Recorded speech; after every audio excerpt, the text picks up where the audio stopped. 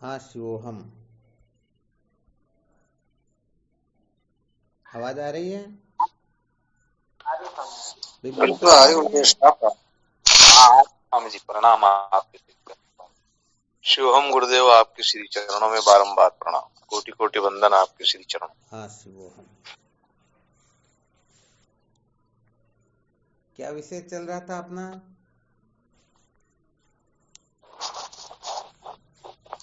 संसार को बनाए रखे कभी भी सत्य का साक्षात्कार नहीं किया जा सकता। संसार को बनाए रखकर कभी भी सत्य का साक्षात्कार नहीं किया जा सकता। इसमें क्या चर्चा चल रही थी?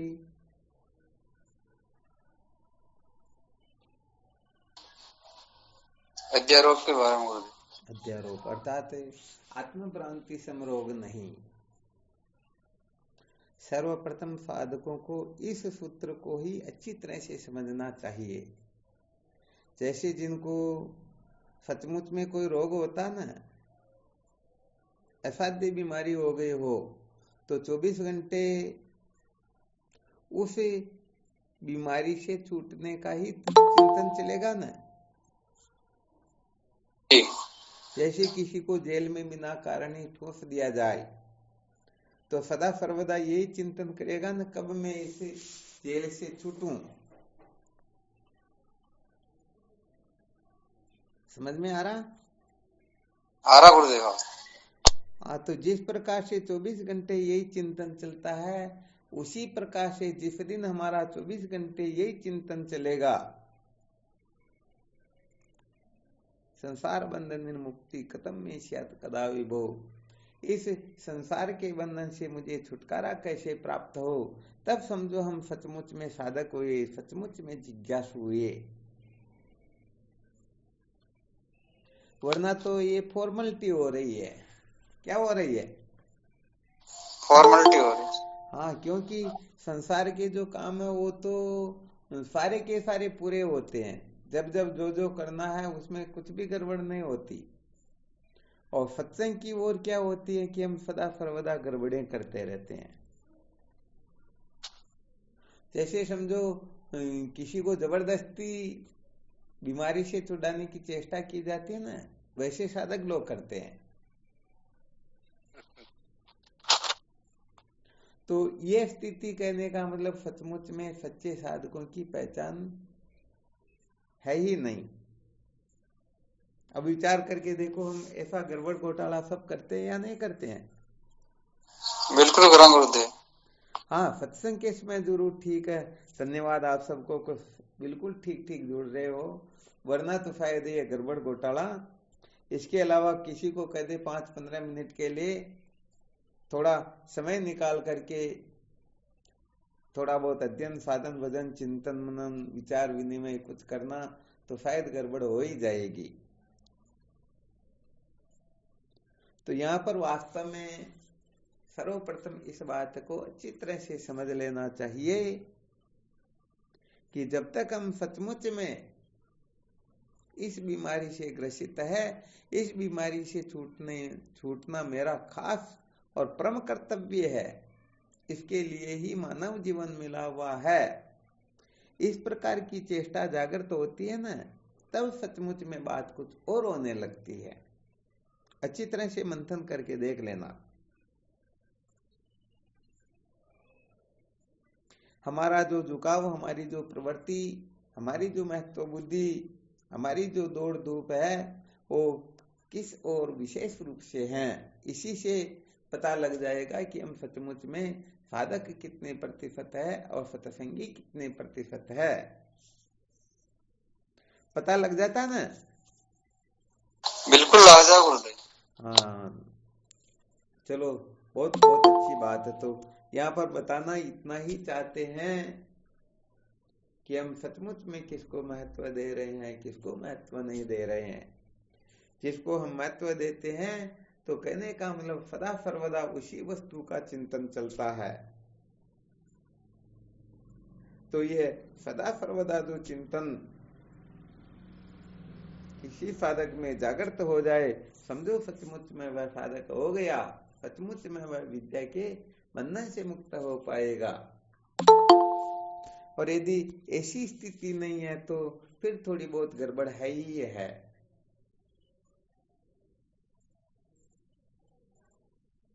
तो चलो ऐसा प्रयत्न करो, पुरुषार्थ करो कि 24 घंटे हमारी जो चित्त वृत्ति केवल और केवल मात्र बंधन से मुक्त होने के लिए ही छटपटाए। आपको शायद एक पहले दृष्टांत सुनाया था, कोई साधक गया किसी महात्मा के पास में जाकर कहने लगा, भगवान मुझे सत्य का साक्षात्कार करना है, भगवत प्राप्ति करनी है। महात्मा ने कहा, अरे भाई इसके लिए छोड़ो, पहले स्नान करके आते हैं, उसके बाद में तुम्हारे को इसमें कोई बड़ी बात नहीं, चुटकी बजाएंगे और भगवत प्राप्ति करवा देंगे। अब गए, साथ साथ स्नान करने लगते हैं। महात्मा तो थोड़े मजबूत थे। जैसे वो साधक ने डुबकी लगाई, महात्मा उसकी गर्दन को पकड़ करके अंदर ही डुबो देते हैं और इतनी देर तक डुबोए रखते हैं कि उसकी वो अंतिम श्वास निकले जैसी स्थिति न हो जाए। फिर उनको छोड़ते तो बेहोश हो जाता, बाहर निकाला जाता, बहुत समय के बाद में होश आता, पानी पेट से निकाला जाता। जब वह ठीक होता तो कहता, भगवान ये क्या आपका तरीका भगवत प्राप्ति का? अरे भाई क्या बात हुई? यदि आप थोड़ी देर तक नहीं छोड़ते तो मैं तो मर ही जाता। क्यों भाई, तुम्हारे को उसमें क्या आवश्यकता थी? बस मुझे उसमें और कुछ चाहिए ही नहीं था, केवल और केवल वायु की आवश्यकता थी, ऑक्सीजन की आवश्यकता थी। महात्मा ने कहा, बेटे जिस दिन ऐसी स्थिति हो जाए, अर्थात परमात्मा के सिवाय मुझे कुछ चाहिए ही नहीं, समझो उसी दिन भगवत प्राप्ति हो जाएगी। वरना तो सच्ची बात है ये मौज मस्ती मनोरंजन होगा, इससे काम चलने वाला वास्तव में है नहीं। बिल्कुल सत्य है या नहीं है? बिल्कुल सत्य गुरुदेव। हाँ, एक महात्मा के पास में गया साधक, तो महात्मा ने कहा, भाई भगवत प्राप्ति में कोई बड़ी बात नहीं है, हम चुटकी बजाएंगे, भगवत प्राप्ति करवा देंगे।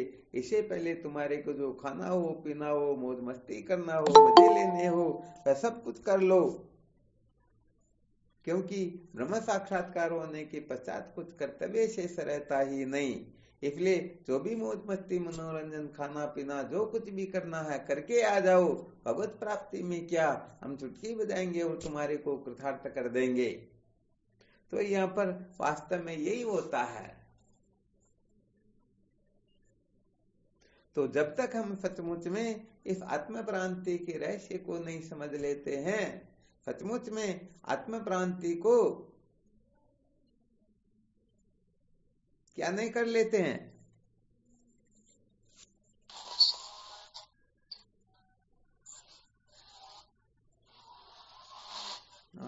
बात है। यदि अपने को बीमारी ही नहीं है तो फिर इन साधनों की और इस प्रपंच में उलझने की आवश्यकता क्या है?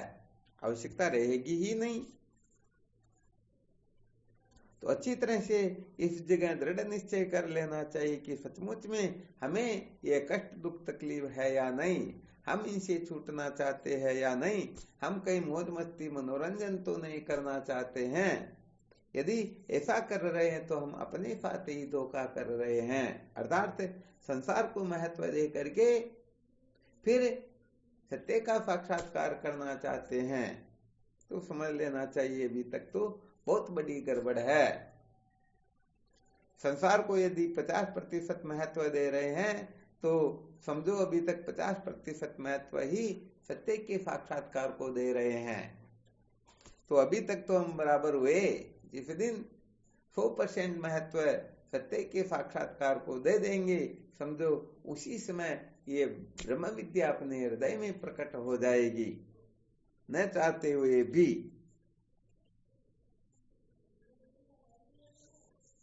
तो चलो ठीक, साधकों की कहने का मतलब थोड़ी गतिमति का दिग्दर्शन करवाया जाता है। साधक कहने का मतलब कभी कभी अपने मन में आए जो करने लग जाते हैं, कभी कभी क्या अधिकतर साधक सबका यही देखा जाता है कि कुछ समय के लिए वो देख लेते हैं कि चलो अपने को ऐसा वैसा करना है, परंतु वो गड़बड़ी निकलती नहीं है।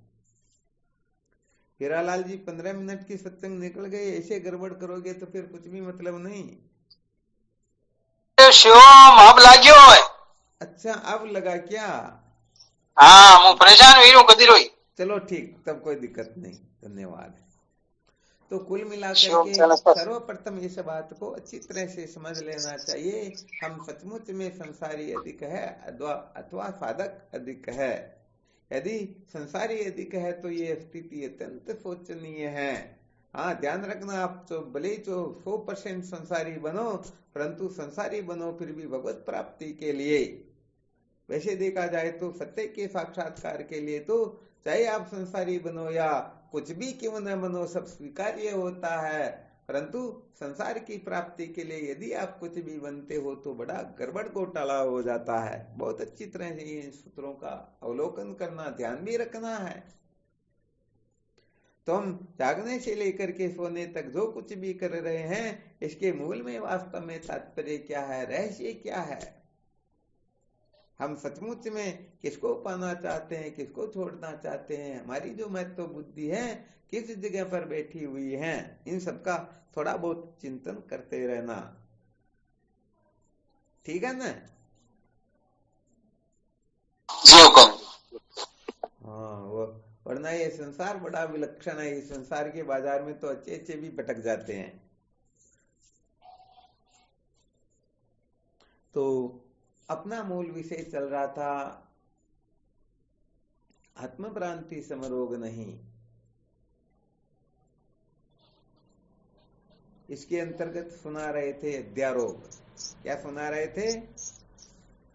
अध्यारोप। हाँ, इस अध्यारोप का नाम ही आत्मभ्रांति होता है। अध्यारोप का मतलब बनाए रखने की इच्छा, अपवाद का मतलब उसे मूल सहित उखाड़ कर फेंकना। तो कल चर्चा चल रही थी अनादि काल से ये जीव अपने आप को केवल और केवल मात्र देह ही मानता आ रहा है। क्या मानता आ रहा है? देह मानता आ रहा। क्या प्रमाण है कि हम अपने आप को देह ही मानते आ रहे हैं? कुछ प्रमाण प्रस्तुत कर सकते हो क्या?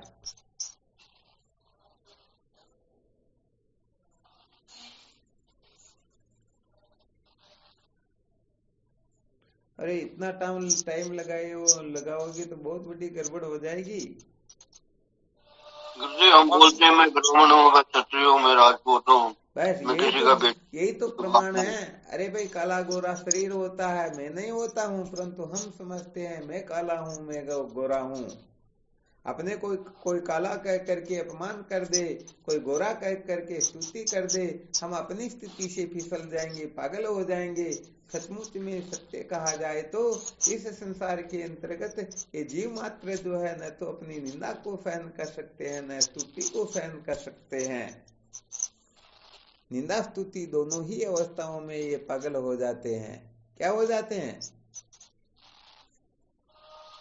पागल हो जाते। हाँ बिल्कुल। तो अपने आप को काला गोरा मानना, यही तो शरीर को अपना मानना हुआ।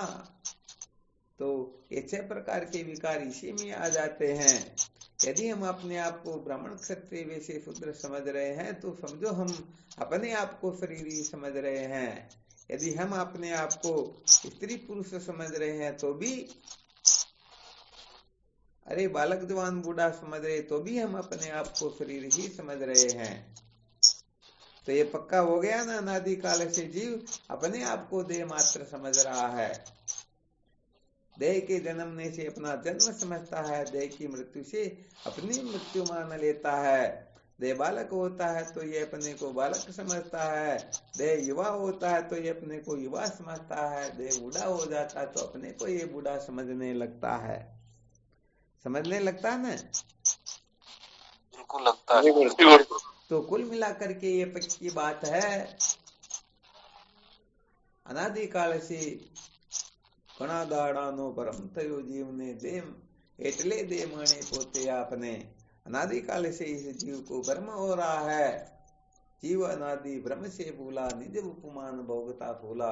अनादि काल से जीव अपने आप को शरीर ही मानता आ रहा है। यही कारण है कि यह जन्म मृत्यु की श्रृंखला में भटकता ही रहता है। अरे भाई जन्म मृत्यु शरीर का होता है, हमारा तुम्हारा नहीं, परंतु फिर भी हम इस आग्रह का त्याग नहीं कर पाते हैं। इसका फल यही होता है कि पुनरपि जननम पुनरपि मरणम पुनरपि जननी जठरे शयनम, बार बार जन्मता मरता और 84 लाख योनियों में ये त्रिविध तापों से संतप्त होता ही रहता है। आ गया ना अच्छी तरह से समझ में? जी गुरुदेव। तो देखो अभी यहाँ पर तो अध्यारोप क्या करना, ये तो जीव मात्र अपने आप को ऐसा समझ ही रहा है। तो कल का प्रसंग इस जगह पर चल रहा था कि ये अनादिकाल से जीव मात्र अपने को देह मात्र समझ रहे हैं। तो श्रुति माता ने, संत शास्त्रों ने कृपा करके, करुणा करके इस तड़पते हुए जीव को दुखों से मुक्त करने के लिए एक अध्यारोप किया। क्या किया? अध्यारोप किया, जिससे वह इस देह भाव से मुक्त होकर के देह भाव से ऊपर उठे। तो कुछ साधकों ने अपने अपने अनुभव से उसका वर्णन भी किया कि इसका अध्यारोप किया गया। तो कल तो वैसे आवाज भी साफ नहीं आ रही थी, आज सबकी आवाज भी आ रही है। तो क्या अध्यारोप किया, आज पुनः उसी पर चर्चा करते हैं, ताकि उस अध्यारोप में अपने को कुटस्थ होना है। यदि वहां कुटस्थ हो गए तो देह भाव से मुक्त हो जाएंगे, वहां कुटस्थ नहीं हुए तो देह भाव से छुटकारा कभी भी मिलने वाला है ही नहीं।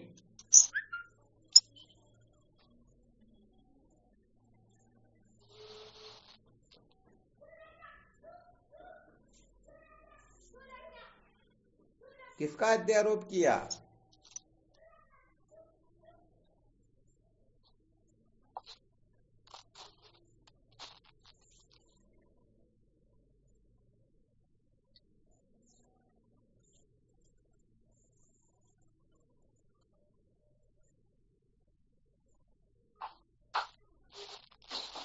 कौन बताएंगे?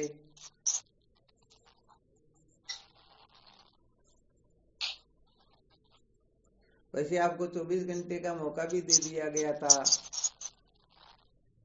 इस समय से लेकर के आज इस समय तक 24 घंटे का मौका दिया गया था कि आप सोच लोगे।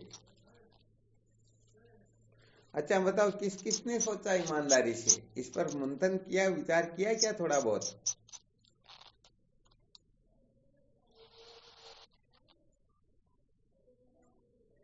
हमें समझ में नहीं आया, सोचे तो सोचते क्या अब इसके बारे में। भाई नहीं, भले समझ में नहीं आया वो बात, परंतु सोचा तो है या नहीं? सोचा तो है ही स्वामी जी, ऐसी बात थोड़ी सोचा नहीं। क्या कल तो महाराज, क्या कल तो सत्संग ही नहीं लगी, हमारा तो फोन ही नहीं लगा कल तो।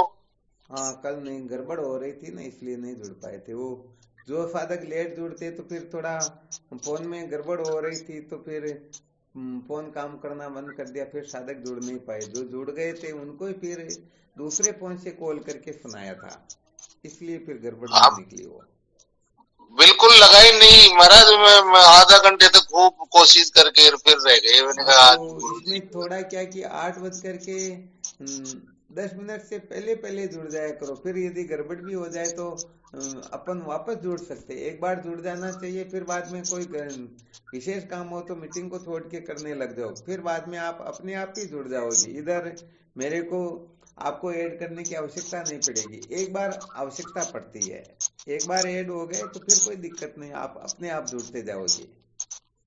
घर तो महाराज जुड़ जाते हैं, मगर कहीं चुक रह जाते हैं तो वहाँ ये नेट की प्रॉब्लम हो जाती है, तो जुड़ते नहीं, जुड़ नहीं पाते नहीं। चलो जी महाराज। हाँ तो क्या विचार किया भाई, बताओ। स्वामी जी जब ये अनादिकाल से हम मान रहे, अपने आप को दे ही समझ रहे, तो इसी से ऊपर उठने के लिए जब हम जीव भाव में स्थित होंगे तो इस देह को हम अपने आप नहीं मानेंगे। हम जीव भाव में स्थित होंगे ऐसा नहीं बोलना। श्रुति संत शास्त्रों ने अपनों को क्या उपदेश आदेश दिया, ये बताना। किसका अध्यारोप किया? चर्चा ये चल रही, फिर गड़बड़ कर रहे हो। हर प्रकार से अलर्ट रहो ना। किस भाषा में किस प्रकार से कैसे बोलना होता है।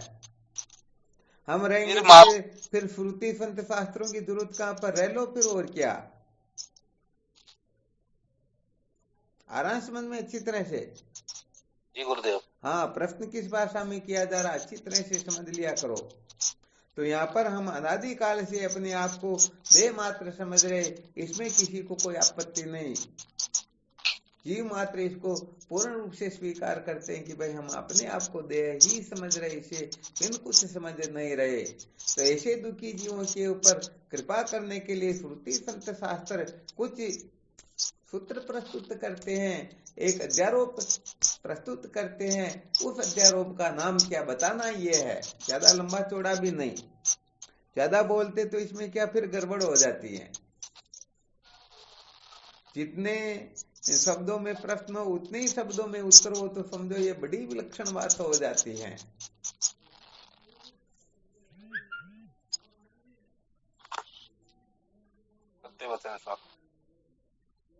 तो जीव भाव के लिए तो वैसे कल मोहनानंद जी ने भी बताया था, करुणाम जी महासाब ने भी बताया था, और भी साधकों ने बताया था, आपने भी बताया, आज भी बता रहे हो, बहुत अच्छी बात है।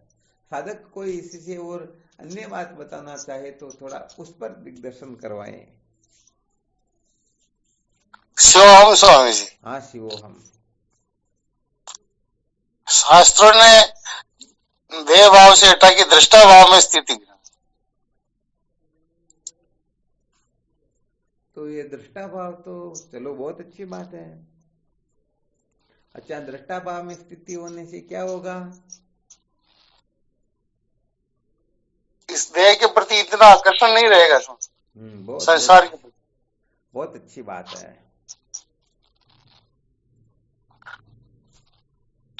तो यहाँ पर कहने का मतलब दृष्टा भाव में स्थिति, परंतु देखो यहाँ विचार करो, जैसे कोई दृश्य पदार्थ जितने भी है ना, उनको यदि सत्य समझने लगे, मैं मेरा समझने लगे,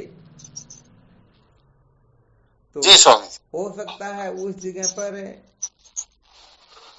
हम अपने को दृश्य मात्र समझ रहे हैं, तो दृष्टा का कथन किया हो, यहाँ पर देह भाव से ऊपर उठने के लिए क्या कथन किया। हालांकि बिल्कुल गलत नहीं, आपका बहुत अच्छा उत्तर है, युक्ति युक्त है। फिर भी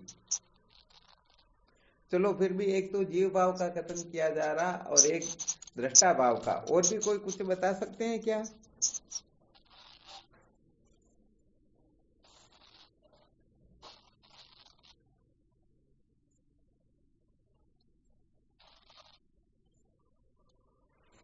वैसे तो गुरुदेव संत शास्त्र श्रुति माता ने जब इसे ऊपर उठने के लिए और दृष्टांत से भी समझाया कि भाई मैं देह भाव से ऊपर उठने के लिए मैं ब्रह्म भाव में स्थित हूँ, क्योंकि मैं वो परमात्मा का स्वरूप हूँ इस देह को। अच्छा, तो अब थोड़ा विचार करना यहाँ पर है ना। जैसे ब्रह्म भाव में स्थित करने के लिए कहा गया, तो क्या ये ब्रह्म भाव अध्यारोप है क्या? फिर इसका अपवाद कैसे करोगे?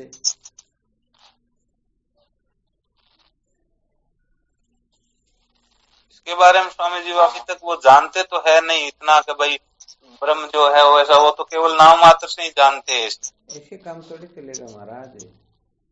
यदि ब्रह्म भाव को हम अध्यारोप कह देंगे तो फिर सारा ये गुड़ गोबर हो जाएगा ना। ब्रह्म साक्षात्कार से ही हम अनादिकाल के बंधे हुए कचरे से मुक्त हो सकते हैं, और उसको अध्यारोप कहेंगे तो इसीलिए तो ये ब्रह्म विद्या जो है, ब्रह्म विचार जो है, थोड़ा सामने बैठ के करना होता, पता नहीं किस समय डंडे की जरूरत पड़ जाए। और इस समय तो समझो पास में हो ना तो सिर भी फोड़ दिया जाए, ऐसा गड़बड़ घोटाला कर दिया।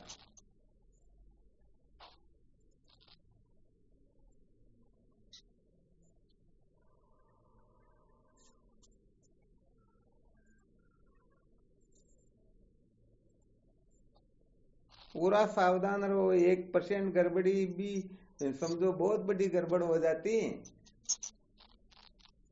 जी गुरुदेव। अरे ये तो अंतिम कक्षा है ब्रह्म साक्षात्कार, तो मैं ब्रह्म हूँ ये कोई अध्यारोप थोड़े, ये तो सिद्धांत है। अहम ब्रह्मास्मि महावाक्यों को हम यदि अध्यारोप कह देंगे तो गड़बड़ हो जाएगी ना। फिर और यदि अध्यारोप कहेंगे तो भी देह भाव से मुक्त करने के लिए थोड़ी है, वो तो किसी और अन्य भाव से मुक्त करने के लिए हैं। अभी तो देह भाव तो बिल्कुल प्राथमिक कक्षा चल रही है, अब आपने तो अंतिम कक्षा का कर दिया कि इसका अध्यारोप करेंगे।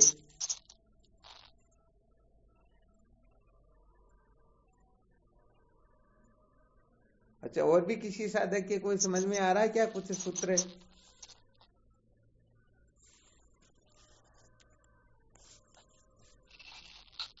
अच्छा, ये बताओ, हम जो कुछ भी जैसे बता देते हैं ना, उस पर हम अडिग क्यों नहीं रहते हैं?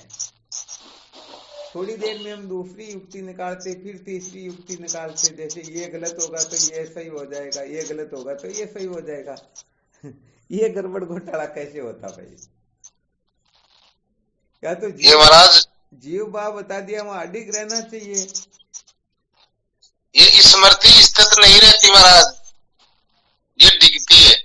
नहीं, डिगाना नहीं चाहिए, साधक को एक दिन कुटस्थ रहना चाहिए कि मेरे कोई अनुभव हो रहा, ऐसा नहीं है। कोई हार जीत का खेल थोड़ी चल रहा, इनाम थोड़ी मिल रहा है यहाँ पर, तो हम हार जाएंगे या जीत जाएंगे ऐसी कोई बात ही नहीं है। फिर भी महाराज लोकाचार उसमें कई जगह ये स्मृति डिग जाती है, वो चीज करते करते भी फिर भी डिग जाती है।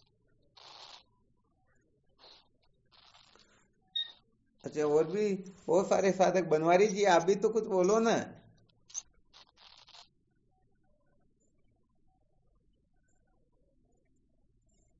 और पारस जी भी जुड़े हुए हैं। पारस जी,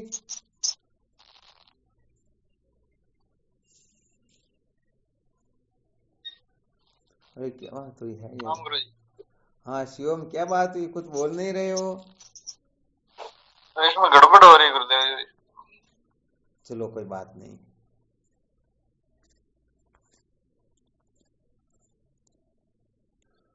अरे पन्नाराम जी नहीं बोलते, क्या बात, कभी नहीं बोले, आज बोल के दिखाओ देखें।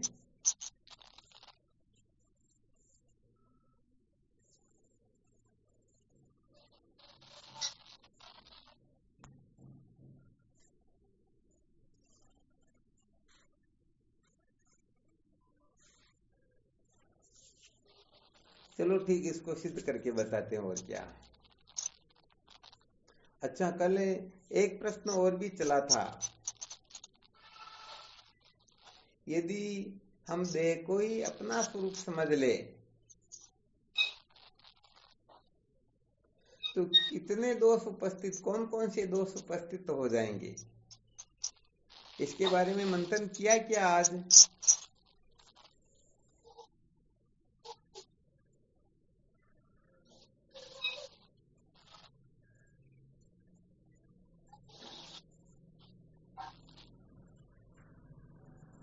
नहीं किया स्वामी, नहीं किया, चलो ठीक है। अच्छा, किसी को ध्यान में आ रहा? हाँ शिवम बोलो। देह के जो विकार होते हैं वो उत्पन्न हो जाए, जायते इसकी वजह से विकार में तेज होई, आपकी वजह से। ये तो देह के 6 विकार बताए गए हैं, तो ये देह के 6 विकार तो प्रसिद्ध है, और ये तो होकर के ही रहेंगे, इनको कोई मिटा नहीं सकता। प्रश्न ये था कि यदि हम देह को ही अपना स्वरूप समझ ले तो यहाँ पर 2 दोष उपस्थित होते हैं बहुत बड़े। उन 2 दोषों का खंडन करने की सामर्थ्य किसी में है ही नहीं, इसलिए चाहे संसार का कोई जीव क्यों न हो, उसे निश्चित रूप से स्वीकार करना होगा कि भाई मैं शरीर नहीं हूं। तो 2 दोष कौन कौन से, इसके बारे में थोड़ा विचार विनिमय करते हैं, फिर वो क्या अध्यारोप किया गया उसी की चर्चा करते हैं।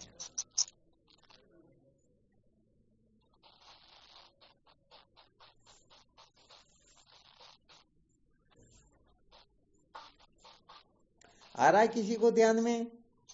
स्वामी जी एक निवेदन। हाँ बिल्कुल बोलो। वो कृतनाश व कर्तव्य गम दोष। अरे वाह वाह, क्या बात, बहुत बहुत धन्यवाद है। देखो यही तो विशेषता होती है, ये 2 प्रकार के दोष ऐसे होते हैं, कि इन दो दोषों के सामने निश्चित रूप से स्वीकार करना ही होता है कि सचमुच में हम शरीर नहीं बल्कि शरीर से भिन्न हैं। वापस बोलो, कौन क्या क्या नाम था उनका? कृतनाश और अकृतव्यगम दोष। बहुत धन्यवाद है। और एक बहुत देर बाद याद आई, क्या बात हुई? विचार किया स्वामी। चलो, बहुत अच्छी बात। देखो, इनका थोड़ा अपनी भाषा में थोड़ा इसका वर्णन करके देखते हैं। एक दोष तो होता है अकृतव्यागम और एक होता है कृत प्रणाश। ठीक है, जैसे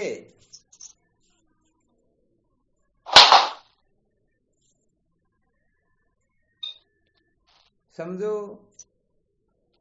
गौ माता ने किसी बछड़े को जन्म दिया। किसको जन्म दिया? बछड़े को जन्म दिया। तो बछड़े को आपने हमने किसी ने सिखाया क्या कि किस जगह पर दूध होता है वो जाकर के पीने लग जाता है? पीने लगता है या नहीं पीने लगता? पीने लगता है। तो ये जो संस्कार है उनमें पहले से विद्यमान थे या अब उनको सिखाया गया? पहले से थे। इनका साधारण रूप जो बताया ना, एक तो बिना कुछ किए ही फल भुगतना और एक जो किए हुए कर्मों का फल बिना फल प्राप्त किए ही नष्ट हो जाना। अकृतव्यागम दोष का मतलब क्या होता है? जैसे वर्तमान में हमें सुख दुख नाना प्रकार के जो कष्ट प्राप्त हो रहे हैं, हम कहते हैं ना पहले के जन्मों में किए हुए कर्मों का फल यहाँ भुगतना होता है और यहाँ किए हुए कर्मों का फल आगे भुगतना होता है। यदि हम शरीर को ही सब कुछ समझ लें तो इस शरीर ने बहुत सारे लोग देखने में आते हैं जिन्होंने इस जन्म में, कहते हैं ना, बेटी गाय को भी नहीं उठाया, स्वप्न में भी कुछ अपराध नहीं किया, परंतु उनके साथ में ऐसी ऐसी घटनाएं घटित होती, उनको ऐसे ऐसे रोग हो जाते हैं, इतना वो कष्ट उठाते हैं, दुख पाते हैं, तड़पते हैं, जिनकी कोई सीमा नहीं होती है। तो उन्होंने इस जीवन में तो कुछ किया ही नहीं, फिर उनको ये फल कैसे मिल रहा है? आराम समझ में? तो अपन क्या कहते हैं? अरे भाई, ये इनके पहले किए हुए कर्मों का फल है, यही कहते हैं ना गुरुदेव। तो इसका मतलब ये हुआ, यदि कोई शरीर को ही सब कुछ समझ ले तो पहले किए हुए कर्मों का कोई औचित्य रहता है क्या?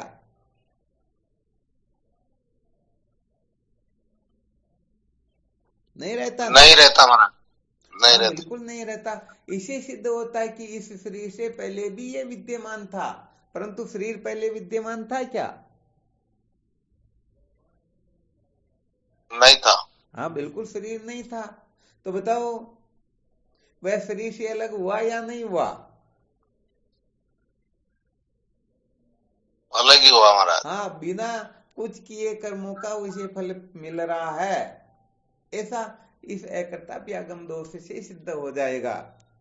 तो बिना कुछ किए कर्मों का फल नहीं मिल रहा, बल्कि उसने सचमुच में किया था, इसीलिए उसे इस जन्म में कष्ट उठाना पड़ रहा है। तो यदि कोई शरीर को ही अपना स्वरूप समझ ले तो एक तो ये अकृतव्यागम दोष हो जाएगा, कुछ भी नहीं किया फिर भी यहाँ उसे कष्ट उठाना पड़ रहा है। और शरीर को ही हम सब कुछ समझ ले तो दूसरा दोष और उपस्थित हो जाएगा। ये जितने भी ना समझ लोग पता नहीं ऐसे ऐसे अंट संट काम कर रहे हैं, तो इनको इनका आगे फल मिलेगा ही नहीं। तो बताओ, इनके किए हुए कर्म बिना फल दिए शांत हो सकते हैं क्या? नहीं हो सकते, नहीं हो सकते हैं। तो यदि कोई समझ ले शरीर ही हमारा स्वरूप है, तो यहाँ पर जो कुछ भी किया जा रहा है समस्त कर्म, चाहे कितने भी नीच कर्म क्यों न हो, उनका फल भुगतना नहीं पड़ेगा, यही नष्ट हो जाएगा। इसको कृत प्रणाश दोष बोलते हैं। और इस जन्म में कुछ भी नहीं किया फिर भी हम बिना मतलब के कष्ट उठा रहे हैं, इसको अकृतव्यागम दोष बोलते हैं। तो देखो ये दो प्रकार के दोष उपस्थित हो जाएंगे या नहीं होंगे? हो जाएंगे महाराज। इसका मतलब क्या हुआ? हम सचमुच में इस शरीर से अलग हैं, ये शरीर हम नहीं हैं। इतना तो समझ में आ गया है सबको अच्छी तरह से? जी गुरुदेव। हाँ, ये सचमुच में समझ में आ जाएगा तो हम अपने आप को जो समझ रहे हैं ना, ब्राह्मण क्षत्रिय वैश्य शूद्र, अपने आप को स्त्री पुरुष समझ रहे हैं, अपने आप को काला गोरा लंबा ऊंचा बांका टेढ़ा समझ रहे हैं, अपने आप को बालक जवान बूढ़ा समझ रहे हैं, ये सारा का सारा धराशायी हो जाएगा। इनकी सत्ता ही नहीं रहेगी। यहाँ पर हम पागलपना करेंगे ही नहीं। और यदि कर रहे हैं तो सचमुच में अभी तक हम इस रहस्य को समझ ही नहीं पाए। आ गया ना अच्छी तरह से समझ में? जी महाराज। तो ये दो युक्तियां ऐसी हैं, दो सूत्र ऐसे हैं कि इस संसार का कोई क्यों न हो, क्योंकि यहाँ पर कुछ न कुछ तो कहना ही होगा ना। या वो उत्तर दे दे कोई बछड़ा जो है दूध पीने की ओर प्रवृत्त होता है तो उनको किसने सिखाया, ये उत्तर तो देंगे ना कम से कम। तो अनेक जन्मों के जो संस्कार है उन संस्कारों से ये उस ओर प्रवृत्त हो जाता है। तो ये पहले के जन्मों में था या नहीं था? था महाराज। परंतु ये तो पक्का हो गया शरीर, ये शरीर जो वर्तमान में मिला हुआ है ये तो पहले था ही नहीं। तो चाहे किसी भी रूप में हो परंतु वह जरूर विद्यमान था। जी महाराज। तो इस देह को अनादिकाल से जीव अपना ही स्वरूप समझता आ रहा है, परंतु श्रुति संत शास्त्रों ने कृपा करके ऐसी दो युक्तियां प्रस्तुत की जिस युक्तियों से ये अच्छी तरह से थोड़ा बहुत विचार रखने वाला, थोड़ी बहुत समझ रखने वाला भी इस बात को अच्छी तरह से समझ जाएगा। तो देखो ये श्रुति संत शास्त्र जो युक्तियां बताते हैं ये जीव मात्र के अंतर्गत स्वभाव से ही स्थित होती हैं। जिन्होंने कभी कुछ पढ़ा नहीं हुआ हो, संतों का संग नहीं किया हो और कुछ भी समझ नहीं हो, फिर भी ऐसे लोग कह देते ना, क्या कहते हैं?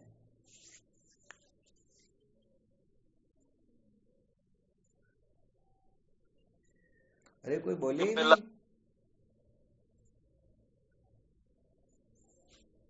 ये कहते हैं स्वामी जी किदा कर्म जंद भोगना बेड़ी। क्या बात है। तो पहले जो किए उनका तो यहाँ भुगत रहे हैं और अब करे तो आगे भी इनको भुगतना पड़ेगा। जिन्होंने कभी सपने में भी संतों का संग नहीं किया, ऐसे लोगों से भी ऐसी बातें निकलती या नहीं निकलती? जी महाराज निकले। हाँ, उनको कहने का मतलब कोई बहुत बड़ा पावरफुल व्यक्ति उनको कष्ट दे करके देखे, हालांकि वो उस समय उसका कुछ नहीं बिगाड़ पाएंगे, परंतु ये जरूर कहेंगे कि भाई इनको इनके कर्मों का फल निश्चित रूप से मिलेगा। जी महाराज पक्की बात। हाँ, धन ले गया रे धाड़वी मत जाने तू एड़ो, या तो मातू रण उतरियो नहीं तो अगोतर में बेड़ो। कहने का मतलब 84 लाख योनियों में इसकी भरपाई होती रहेगी। तो इसका मतलब इस जन्म के बाद में भी वह विद्यमान रहेगा या नहीं रहेगा? हाँ, बिल्कुल निश्चित रूप से रहेगा। तो अपना केवल इतना ही तात्पर्य था कि हम अपने आप को शरीर समझ करके अनादिकाल से इस जन्म मृत्यु की श्रृंखला में भटक रहे हैं। अभी ब्रह्म विद्या की कक्षा तो बहुत आगे की है, अभी तो केवल मात्र ये थोड़ी विवेक की कक्षा चालू हुई। थोड़ी सी बात यदि कोई समझ भी जाए तो सचमुच में वह अनंत दुखों से छुटकारा प्राप्त कर सकता है। हाँ, मूल सहित विद्या की निवृत्ति बिना तत्व साक्षात्कार के होगी नहीं। हालांकि विवेक के द्वारा त्रिवित्रापों की निवृत्ति हो जाती है, परंतु मूल सहित विद्या की निवृत्ति तो केवल और केवल मात्र ब्रह्मात्मा के बोध से ही होती है और किसी से संभव है ही नहीं। ठीक है ना? जी गुरुदेव। तो देखो इसका मंथन करके देखना तो वास्तव में हम शरीर नहीं है। तो कहने का मतलब कितना आग्रह, कितना ये गड़बड़ घोटाला अपने जीवन से पलायन कर जाता है। तो जो सचमुच में इसको ठीक तरह से स्वीकार करेंगे तो वास्तव में बात कुछ और हो जाएगी। और कोई ऐसे ही सुन करके चलो ठीक है भाई अपना टाइम पास हो गया, तो टाइम पास नहीं हुआ बल्कि हम पास हो गए। आ गया समझ में? जी गुरुदेव। चलो ठीक, तो अब कल विचार करेंगे इस देह भाव से ऊपर उठने के लिए श्रुति माता ने क्या उपकार किया है, क्या अध्यारोप किया कि हम सचमुच में इस देह भाव से छुटकारा प्राप्त कर लें, देह भाव से छूटने के लिए मजबूर हो जाए। अथवा समझो जो इस रहस्य को सुन लेंगे, समझो निश्चित रूप से वो देह भाव से नहीं छूटना चाहेंगे, फिर भी छूट ही जाएंगे। तो चलो फिर कल पर ही रखते हैं विचार। और आप लोग थोड़ा मंथन करना इसके बारे में, इन युक्तियों के बारे में भी अच्छी तरह से विचार करना, ठीक है ना? जी गुरुदेव। ठीक, शिवोहम। गुरुदेव आपके श्री चरणों में बारंबार प्रणाम। हाँ शिवोहम, शिवोहम महाराज बारंबार। शिवोहम, स्वामी जी के चरणों में साष्टांग प्रणाम। शिवोहम, गुरुदेव भगवान के पावन चरणों में कोटि कोटि प्रणाम। शिवोहम, गुरुदेव भगवान के श्री चरणों में साष्टांग दंडवत प्रणाम। शिवोहम। हाँ शिवोहम, प्रणाम स्वामी जी। शिवोहम। हाँ शिवोहम, प्रणाम शिवोहम। हाँ शिवोहम, शिवोहम गुरुदेव। शिवोहम। शिवोहम, ओम चरण स्पर्श। शिवोम नारायण देव। श्री गुरुदेव के चरणों में प्रणाम बारंबार। शिवोहम दाता। हाँ शिवोहम।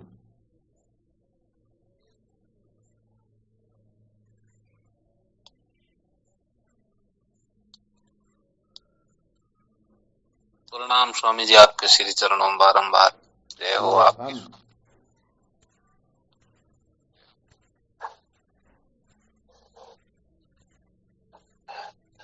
स्वामी के 200 का नाम क्या क्या था एक बार? क्या हुआ? 200 का नाम क्या क्या था? नाम थोड़ा दोबारा जोरदार बोलो, आवाज कम आ रही थोड़ी। 200 का नाम क्या है? दोबारा बोलो ना एक बार। अच्छा, इन दोषों का नाम अकर्ता व्यागम दोष और कृत प्रणाश दोष।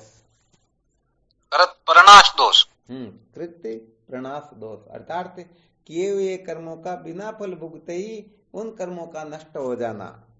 और अकर्ता व्यागम दोष का मतलब होता नहीं किया फिर भी उनका फल हमें भुगतने को मिले। समझो चोरी नहीं की फिर भी चोरी का दंड भुगतना पड़े, चोरी की फिर भी चोरी का दंड नष्ट हो जाए।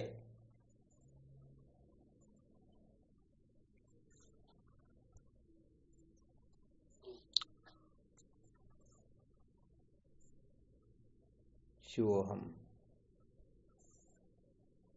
हाँ शिवोम नारायण।